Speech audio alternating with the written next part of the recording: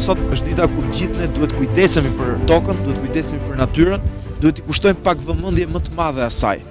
T'i kushtojmë pak vëmendje sot në mënyrë që të na kthehet ne më mbrapa, por edhe brezave tonë. Toka është burimi nga ku ne marrim jetën. Prandaj duhet mendojmë mos që ta ruajmë atë, ta pasurojmë atë, ta zhvillojmë atë më tej.